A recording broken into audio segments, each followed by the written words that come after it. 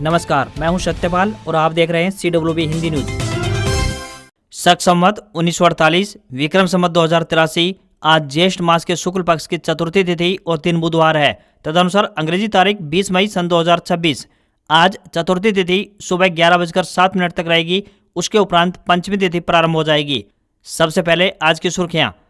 नौतपा से पहले तपा हरियाणा, पारा 46.2 डिग्री सेल्सियस पहुंचा। हीट वेव का येलो अलर्ट, अधिकतम तापमान में 1.9 डिग्री का आया उछाल। पेट्रोल डीजल के दाम 90 पैसे बढ़े। 4 दिन पहले 3 रुपए बढ़ाए थे। 15 राज्यों में पेट्रोल 100 रुपए प्रति लीटर के पार पहुंचा। हरियाणा में ग्राम पंचायतों को मिली तालाबों की जिम्मेदारी, सीएम सैनी ने दिए ये निर्देश। कांग्रेस विधायक चंद्रप्रकाश स्टेट ओबीसी चेयरमैन बने, बड़ी जिम्मेदारी मिली। आदमपुर में 57 साल बाद भजनलाल परिवार को हराया था। चंडीगढ़ के स्कूलों में गर्मी की छुट्टियों का ऐलान, एडवाइजरी जारी, लू को लेकर अलर्ट जारी। डिजिटल होगा हरियाणा का लेबर चौक सिस्टम, इस ऐप से अब घर बैठे मिलेगा रोजगार। हरियाणा के सरकारी स्कूलों में शुरू होगी जर्मन लैंग्वेज, पीजीटी व टीजीटी अंग्रेजी और टीजीटी टीचर्स को मिलेगी ट्रेनिंग। जर्मन एम्बेसी करवा रही है ये कोर्स। सिरसा एमपी कुमारी शैलजा बोली, पेट्रोल डीजल के रोज बढ़ेंगे रेट। बीजेपी से स्थिति कंट्रोल से बाहर, कार व साइकिल का फोटो खिंचवाकर कुछ दिन करेंगे दिखावा। हरियाणा सेना भर्ती common entrance exam date final हुई। 1 जून से शुरू, ऑनलाइन डाउनलोड किए जा सकते हैं एडमिट कार्ड। महंगाई के खिलाफ कांग्रेस का प्रदर्शन, केंद्र सरकार को बर्खास्त करने की मांग। एनटीए चेयरमैन को बताया आरएसएस का आदमी। मानसून अगले हफ्ते केरल में पहुंचेगा, रफ्तार कम रहेगी। पूरे देश को देरी से कवर करेगा। एमपी, राजस्थान समेत 10 राज्यों में अगले 7 दिन हीटवेव को लेकर अलर्ट जारी। अफगानिस्तान सीरीज के लिए भारतीय वनडे टेस्ट टीम का ऐलान। वनडे टीम में रोहित व कोहली शामिल, तो ईशान की 3 साल बाद वापसी। बुमराह व जडेजा को आराम। रूसी राष्ट्रपति पुतिन 25वीं बार चीन पहुंचे। चीनी राष्ट्रपति जिनपिंग से मुलाकात करेंगे। पिछले हफ्ते ट्रंप ने भी बीजिंग का दौरा किया था। और पीएम मोदी इटली दौरे पर पहुंचे। आज पीएम जॉर्जिया मेलोनी के साथ द्विपक्षीय बैठक करेंगे। ट्रेड और इन्वेस्टमेंट डील पर फोकस रहेगा। और अब खबरें विस्तार से।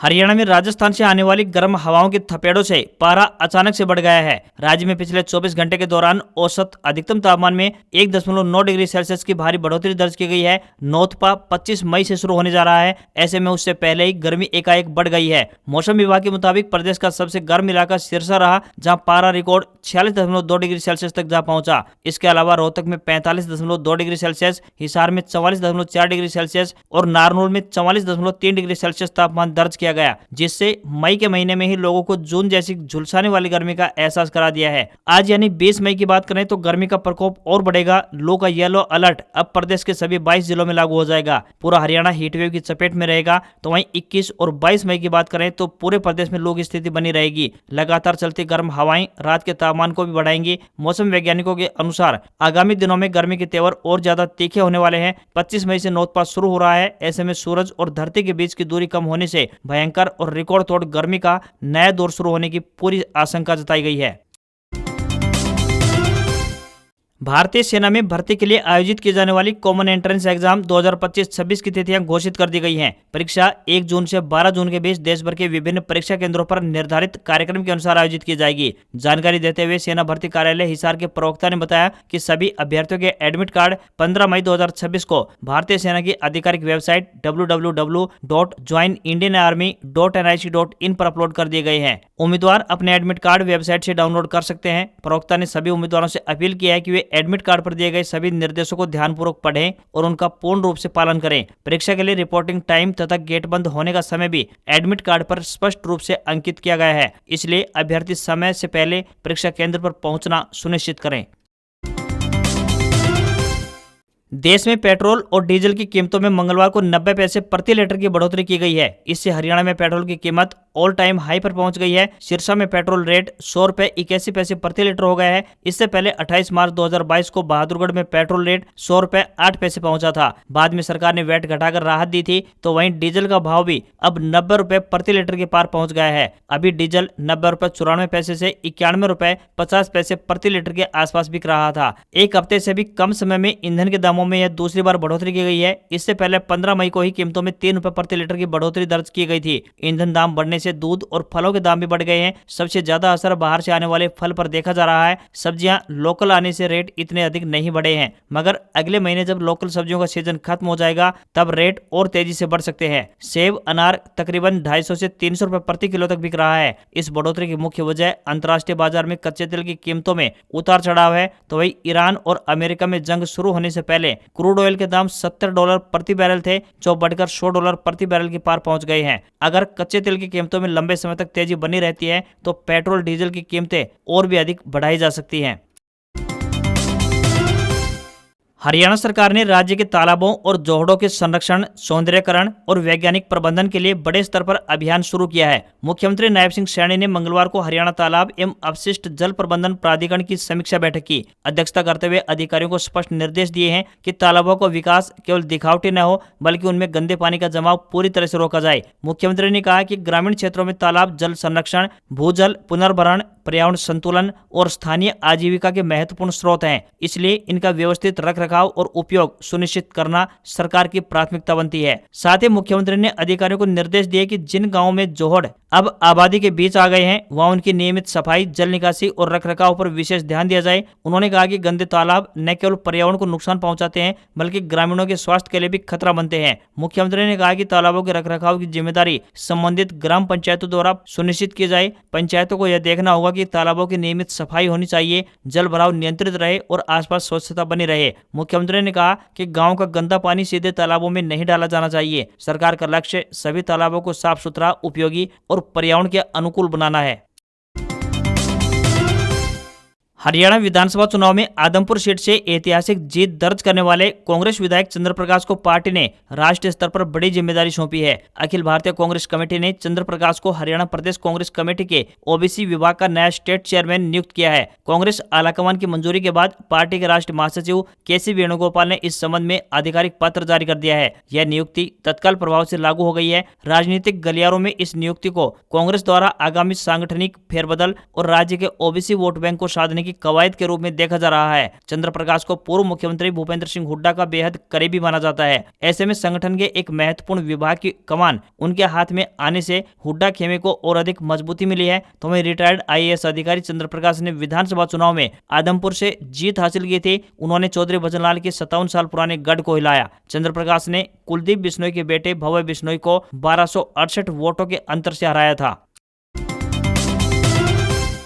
सिरसा की सांसद कुमारी शैलजा मंगलवार को सिरसा दौरे पर पहुंची। सांसद कुमारी शैलजा ने पेट्रोल डीजल के बढ़ते दाम के सवाल पर कहा, अब तो ये रोज का मामला दिखेगा, क्योंकि सरकार की इस पूरी स्थिति पर पकड़ नहीं है। बिना तैयारी के हमारा देश इसका सामना कर रहा है। इन्होंने इलेक्शन तक रोक लगा रखी थी, यानी बीजेपी ने इसे रोक कर रखा था। तभी हमने और राहुल गांधी ने चेतावनी दे दी थी कि चुनाव खत्म होते ही रेट बढ़ाएंगे, और वही हुआ। उन्होंने कहा कि पेट्रोल डीजल के दाम बढ़ने से डायरेक्ट उपभोक्ता पर व आम आदमी पर बोझ पड़ता है। साथ ही साथ हमारे देश की पूरी अर्थव्यवस्था खराब होती है। किसान से लेकर छोटा दुकानदार सबके ऊपर इसका असर होता जाएगा। कुमारी शैलजा ने कांग्रेस राज में रेट ज्यादा बढ़ने के सीएम के बयान पर कहा कि इस तरह की बातों की बजाय आज की जो स्थिति है उस पर ध्यान देना चाहिए। कहा कि वर्तमान सरकार ने कोई तैयारी नहीं की, कब तक ये नेहरू जी व कांग्रेस को कोसते रहेंगे? क्या दिखाना चाहते हैं कि हम तो कुछ कर ही नहीं पा रहे हैं? ऐसे नहीं चलेगा। लोग जवाब इनसे मांग रहे हैं। स्थिति से निपटने के लिए आपने क्या तैयारी की है, सवाल उसका है। पूर्व प्रधानमंत्री डॉक्टर मनमोहन सिंह के दौर में भी क्राइसिस आया था, लेकिन कांग्रेस ने आम नागरिकों को बचाकर रखा था। तब तो तेल की कीमत अंतर्राष्ट्रीय बाजार में इससे भी ज्यादा पहुंच गई थी। हरियाणा के सरकारी स्कूलों में अब विद्यार्थियों को जर्मन भाषा सीखने का अवसर मिलेगा। स्कूल शिक्षा विभाग हरियाणा ने जर्मन एम्बेसी के सहयोग से सरकारी स्कूलों में जर्मन भाषा को वैकल्पिक विषय के रूप में शुरू करने की तैयारी की है। इसके लिए विभाग ने इच्छुक शिक्षकों से ऑनलाइन एक्सप्रेशन ऑफ इंटरेस्ट यानी EOI मांगे हैं। शिक्षा विभाग द्वारा जारी पत्र के अनुसार यह कार्यक्रम सरकारी स्कूलों में भविष्य में जर्मन भाषा शिक्षा लागू करने और प्रशिक्षित शिक्षकों को पूल तैयार करने के उद्देश्य से शुरू किया गया है। विभाग ने इसके लिए MIS पोर्टल पर ऑनलाइन माध्यम से आवेदन प्रक्रिया शुरू कर दी है। विभाग की ओर से जारी निर्देशों के मुताबिक PGT अंग्रेजी, TGT सोशल स्टडीज और TGT अंग्रेजी शिक्षक इस कार्यक्रम के लिए आवेदन कर सकेंगे। आवेदन केवल ऑनलाइन माध्यम से ही स्वीकार किए जाएंगे। विभाग ने स्पष्ट किया है कि EOI भरने मात्र से चयन की गारंटी नहीं होगी। विभाग ने पात्र शिक्षकों से 20 मई 2026 तक आवेदन करने की अपील की है। चयनित शिक्षकों को जर्मन भाषा का विशेष प्रशिक्षण दिया जाएगा। इसके बाद चरणबद्ध तरीके से इसे सरकारी स्कूलों में जर्मन भाषा की पढ़ाई के लिए शुरू करवाई जा सकती है। शिक्षा विभाग का मानना है कि विदेशी भाषाओं की जानकारी से विद्यार्थियों के लिए उच्च शिक्षा और रोजगार के नए अवसर खुलेंगे।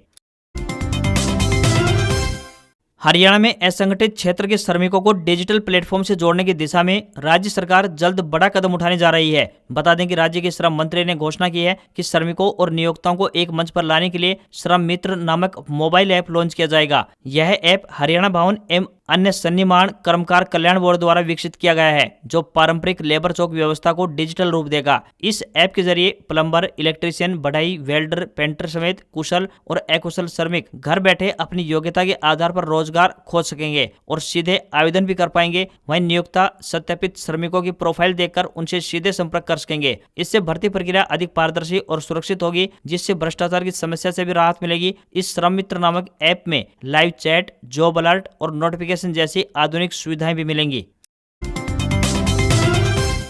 भारतीय मौसम विज्ञान विभाग यानी आईएमडी ने पंजाब चंडीगढ़ में सीवियर हीटवेव यानी भीषण लू को लेकर अलर्ट जारी किया है। दोपहर 2 बजे जारी इस अलर्ट में कहा गया है कि इस दौरान लोग धूप में निकलने में सावधानी बरतें। भीषण गर्मी व लू से लोग हीट स्ट्रोक और गर्मी से जुड़ी बीमारियों की चपेट में आ सकते हैं। बच्चों, बुजुर्गों और पहले से बीमार लोगों को अधिक खतरा हो सकता है। लोगों को सलाह दी गई है कि ज्यादा गर्मी में बाहर निकलने से बचें और शरीर में पानी की कमी न होने दें। प्यास लगे तो खूब पानी पिएं। ORS, लस्सी, नींबू पानी और छाछ जैसी चीजें पीते रहें। बाहर निकलते वक्त हल्के रंग के ढीले सूती वस्त्र पहने और सिर को कपड़े या टोपी या छाते से ढककर रखें। इससे पहले एसी का टेम्परेचर 24 से 25 रखने की सलाह दी गई है। इसी के साथ चंडीगढ़ के स्कूलों में गर्मी की छुट्टियां 23 मई से 30 मई 2026 तक रहेंगी, यानी कुल 39 दिनों का ऐलान कर दिया गया है। अब दिन के बाद रातें भी बहुत तेजी से गर्म होती जा रही हैं।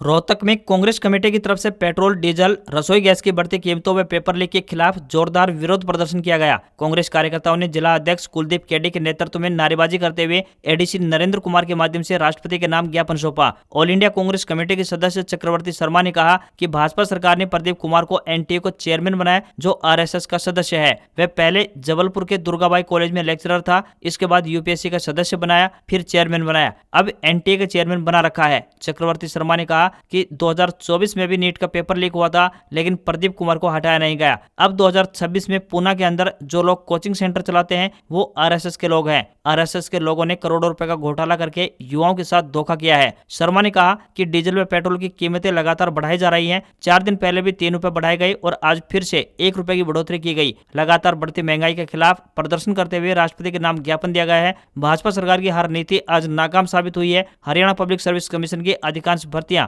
विवादों में रही हैं। ऐसे में युवाओं के भविष्य से खिलवाड़ किया जा रहा है।